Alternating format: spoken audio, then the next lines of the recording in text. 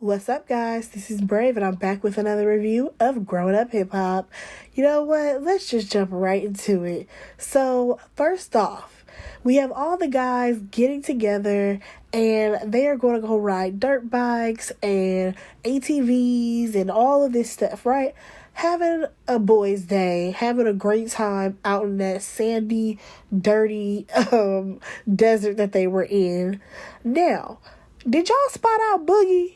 Because we have not seen Boogie in so long. I thought that he wasn't even on the show anymore. Because you guys know, since we saw the trailer for the show and all the previews, we have not seen Boogie. So I thought that he was like going from the show. But he was there with all the guys. We even saw YDB, Young Dirty, ODB son. I don't know, whatever the letters are. So he's even there because he's friends with JoJo. So at one point, all the guys, they end up going to get food or whatever. And JoJo thanks ODB son for coming out. And Boogie was like, well, nobody even called me and tells me anything or whatever. Because they were like, where were you for Twist's party? And he's like, he didn't get invited to Twist's party. Now, I wonder if he did not get invited because Twist knew that he had like an issue with Brianna. So it was either choose Brianna or choose Boogie to come to the party. That's what I would assume may have happened. Or it's because Boogie is never in LA. Didn't he like move to Vegas or something? But whatever. So we get this conversation about basically ODB's son. Like, who is he? What's he all about? Because, he's a new person to this group. And he basically was like, he's always on survival mode. And basically how he beats to his own drum. Only Tyran caught that reference of whatever he was trying to tell them because everybody else was looking like, sir, what are you talking about? One thing that I will say, I find it to be very strange when the kids of these celebrities try to replicate their parents' exact look and the way their parents was walking around here looking. Because I feel like Eric, he does it sometimes. Like, every time you would see Eric, especially back in the day, he would always have on, like, the black Loke sunglasses. Like, definitely trying to show that he's Eazy-E's son. When I look at YBZ, I think it's YBZ, sir, there is no reason why your hair should be braided like this. I don't care if that's the hairstyle that your father wore.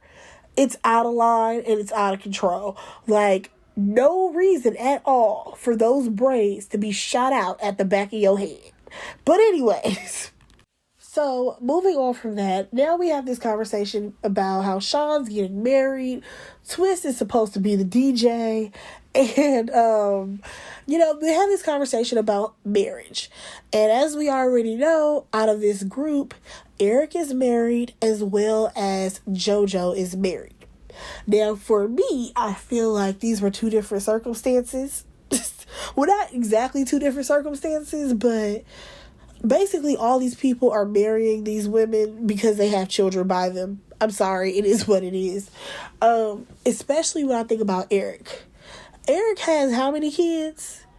Like, I really want to know how many kids does he have with Aaliyah? Because I know he got like 6, 7 kids. So it kind of makes me wonder, like, how many children do you have with Aaliyah? And was she the baby mama that you had the most kids with? I mean, I'm just curious at this point. Because then they go on to talk about how, marriage is another level. Sean, he feels like they're already married because they've lived through COVID together. They have a baby. You have YBZ saying how, only a few people can have your seed, and that's the way it was created. Y'all, what did that statement, what was that supposed to mean? Somebody please explain to me. Because the fact that he got up there and said only a few people, sir, how many baby mamas you got? Because what do you mean by a few? Like, technically, if you want to go ahead and follow the Bible and biblical, shouldn't it just be your wife? Like, or are you following multiple wives? Like, where are we going with this? With this, only a few people can have your seed. I was really trying to figure out where he was going with that. Because at the end of the day, most men at this point, their children are oops babies. And let's not act like a lot of men have children with multiple women and they do not care. They do not care that they have 5, 6 baby mamas. They don't care. Okay? Until they're like old and realize, oh, I should have settled down with at least one of them. Like, come on now.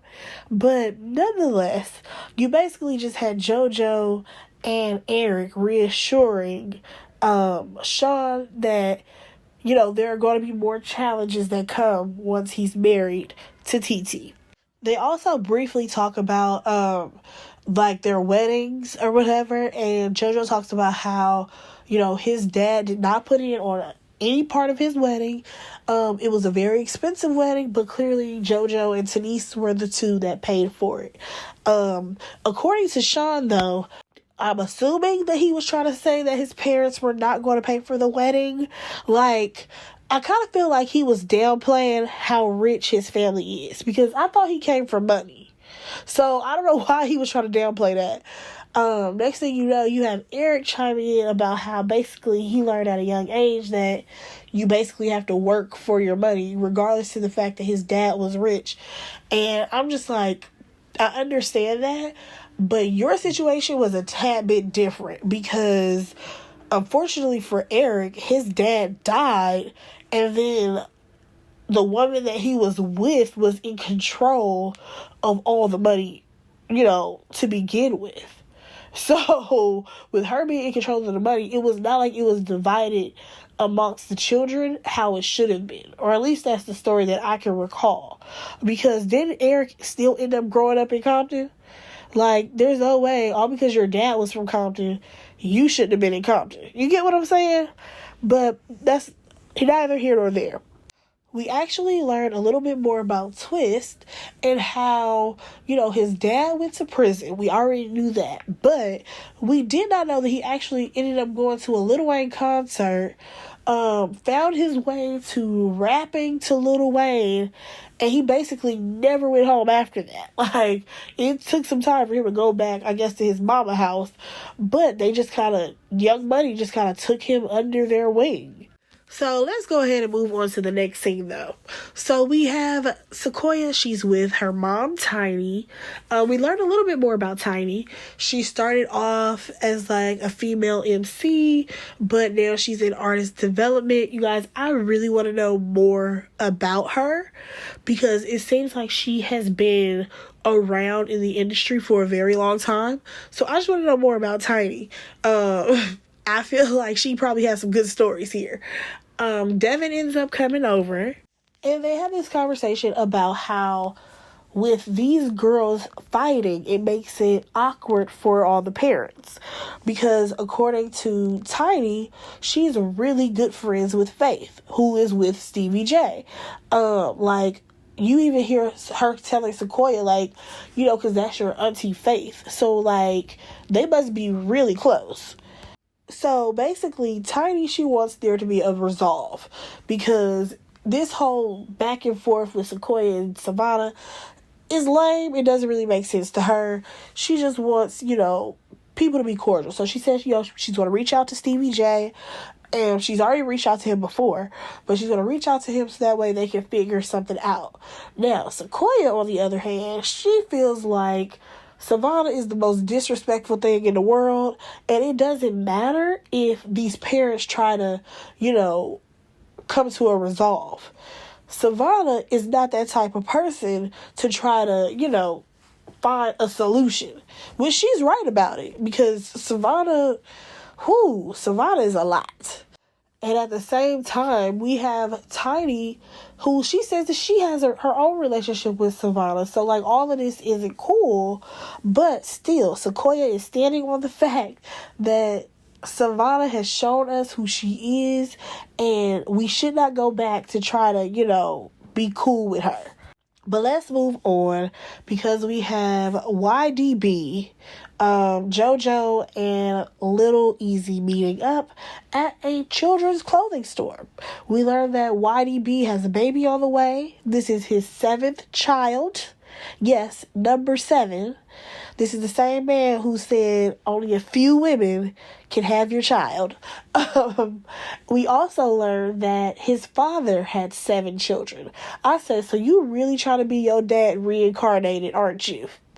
Because I definitely believe he purposely had 7 children because his dad had seven children.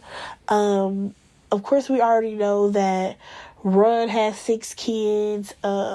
Easy had 11 kids, but Little Easy said that he wanted to do things differently than his father because he didn't want to have so many broken homes, so that's why he ended up, getting married to Aaliyah.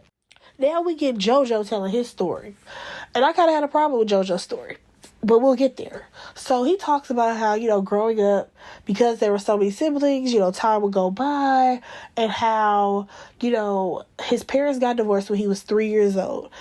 He's never seen them be affectionate towards each other. He never basically saw them have a relationship. And according to him, that messed him up, as he got older. Here's my problem with that. because you did not see your mother and your father be affectionate towards each other because they were broken up, let's not act like you did not still have a 2-parent home. Like, let's not act like Run didn't marry Justine, like, when them kids were young. Like, I can't remember when they got married, but I know for sure that Run and Justine were together for a while before Diggy even came along. So I just find this to be so interesting that he's sitting up here acting like he's never seen his father be affectionate to any woman when you had a whole stepmother. Like, sir, I'm sorry, but I hate that people feel like, oh, because I didn't see my father be affectionate to my mother, I didn't know how to treat a woman, even though you had a whole step-parent in your household. Did you just completely ignore their existence?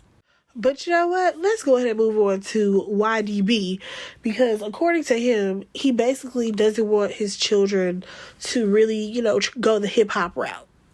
Because according to him, they have a choice. But he didn't because he was born into hip-hop. Y'all, what is this man talking about? What do you mean you were born into hip-hop? Your father was a rapper. Yes. However, you are not an artist, or at least not one that any of us have heard of.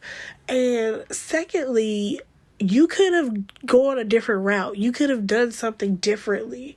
Because I really wonder, what does your other 6 brothers and sisters do? Because I'm pretty sure it's not in hip-hop. So why are we even talking about this?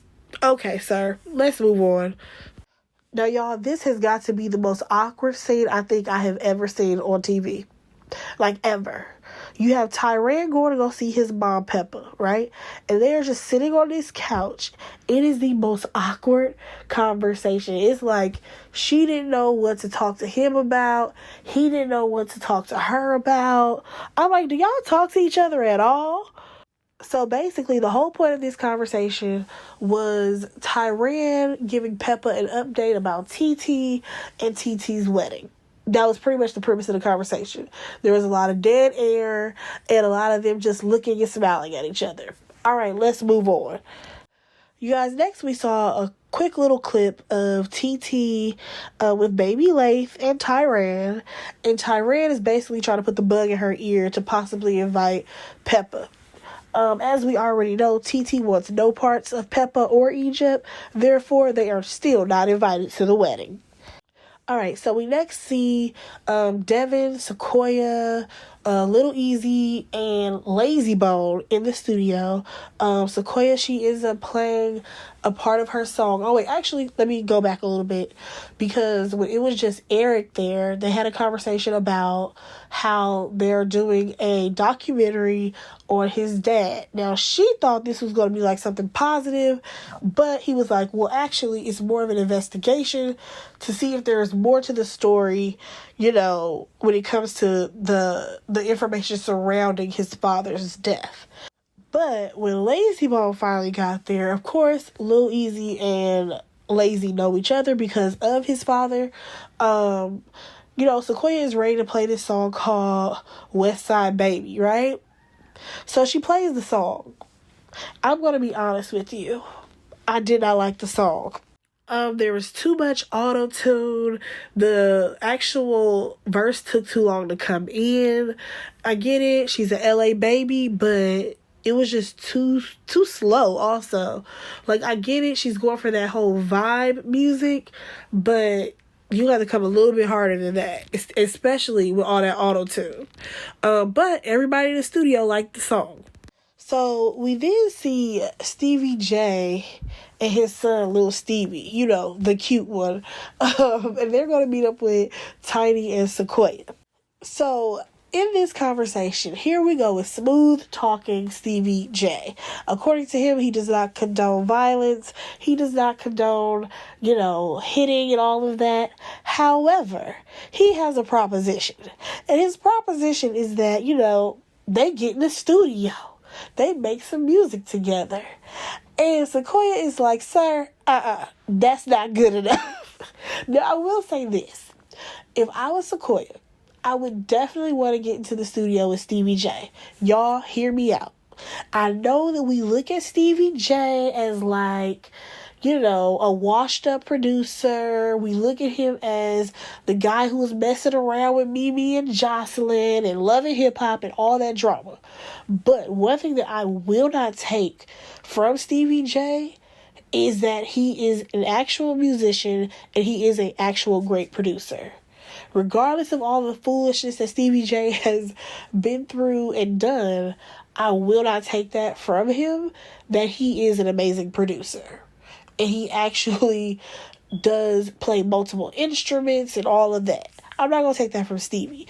Now, if I was Sequoia, I would definitely want to get into the studio with Stevie, just to see, what he could possibly bring out of her as an artist. Because I feel like with the type of music that Stevie makes, or at least what I have, heard myself with live instrumentation and all of that, maybe we could turn down some of that auto-tune. But when it comes to Sequoia and Tiny, mostly Sequoia feels like, listen, your daughter is disrespectful. And that's just something that I'm not going to tolerate. And also, how would your daughter even feel if you were doing music with me? According to Stevie, basically, who cares about how Savannah feels? Because at the end of the day, if he was to make music with Sequoia, what would Savannah do? Whine and be a brat like she already is? So they further the conversation about, what they should do about this. And Tiny feels like, there needs to be some type of resolution because at the end of the day, Savannah basically sucker punched Sequoia. And that wasn't right. And, Stevie's like, well, I can see that hurt you, talking to Sequoia. And she's like, I'm not hurt about it. And Stevie's like, yeah, you are. I think it's always funny when people try to tell you how you're feeling. But I don't even think it's more so that she's hurt that Savannah did it. I think that she's more so upset that it's just like it got to that point and it didn't have to. Like, after, Devin, he tried to talk to them and, wasn't getting through. There was no point in Sequoia trying to talk to him. So how did we get here? And unfortunately, as much as these parents want a resolution, the real problem here is Savannah. Because she didn't even tell her brother the whole situation of, like, what went down. So I don't even think that, Stevie had talking to Savannah at this point. Because I think he's just going off the fact that, oh, wait, Savannah got into a fight with somebody. Dang, whose kid is it? dang, it's JoJo and Tiny's daughter. You get what I'm saying? So, when it comes to Savannah, unfortunately, because of how she is, she has a nasty attitude. She's very disrespectful. And I don't see there being a resolution anytime soon. I already talked about that Tyrant and TT conversation. Nothing special happened over there. Let's get to Stevie and Savannah. They're over here shopping at this store or whatever. And Stevie trying to bring up the whole Sequoia fight. Now, according to Savannah, she doesn't even know that girl. But I'm just like, oh, here we go. So, according to Savannah, she hasn't even seen Stevie J in about 4 or 5 months. But I kind of feel like, unfortunately, a lot of it is on her. I'm not even going to blame Stevie because we have seen the way she acts. Even all last season, or the other half of this season, when she was running around with her PPP loan, like, she did not really mess with her dad like that. So, to see how his relationship is with his son versus her, I'm like, yeah, Savannah, you play a part in that. In the, breakdown of y'all relationship. Let's not act like you aren't hard-headed and a brat.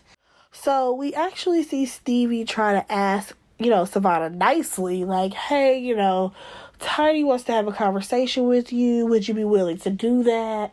Like, he's super calm. He's not, like, yelling at her or going hard about it at all. She's, like, completely ignoring him.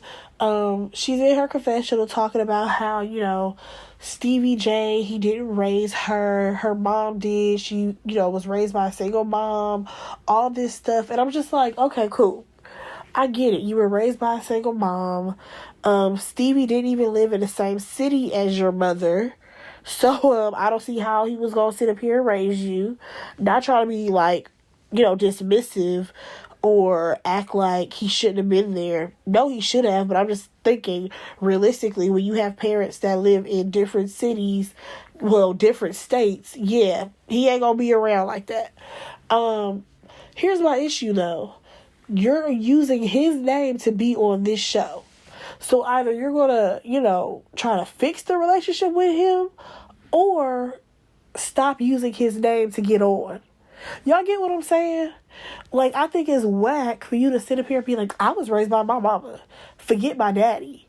Okay, well, if we're going to say forget your daddy, why do we have you on this show? Because this show is about kids who grew up with their parents. You didn't grow up with him, girl, so why are we even sitting up here playing like you did? But nonetheless, this conversation went nowhere. We talked about how, in the confessional, how strained their relationship is. And Savannah is not trying to hear anything Stevie is trying to say at all. Like, at one point, Stevie brings it up again about how Tiny wants to talk to her, how Tiny only has nice things to say about Savannah. And, these people are people that he considers to be family. And she's like, I don't care. If that's who you call your family, that's on you. Like, she don't want to hear anything about this at all. Savannah is not trying to take any type of accountability. Savannah does not care. Savannah feels like Savannah is right all the time. And that was pretty much the episode. Let me know what y'all thought about this episode. Go ahead and like, comment, and subscribe to my channel. And I will talk to you in the next one. Bye, guys.